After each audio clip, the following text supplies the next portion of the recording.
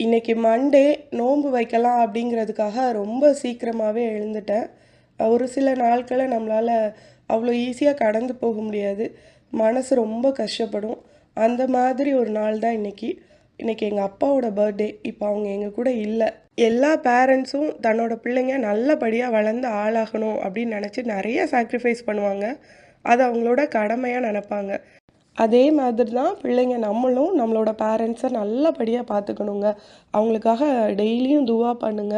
அ குறிப்பாக இறைவன்ட்ட போய் சேர்ந்த பெத்தவங்களுக்காக நம்மளால என்னென்ன நன்மைகள் நாட முடியுமோ அது எல்லாமே நம்ம பண்ணணும்.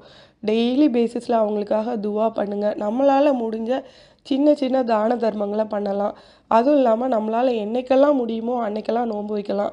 இதெல்லாம் பர்த்டே இல்லாட்டி நினைவு நாள்ல தான் பண்ணணும்னு இல்ல. எல்லா நாள்லயுமே நம்ம பண்ணலாங்க. எங்க அப்பாவுக்காக நீங்களும் ப்ளீஸ் ப்ரே பண்ணிக்கோங்க.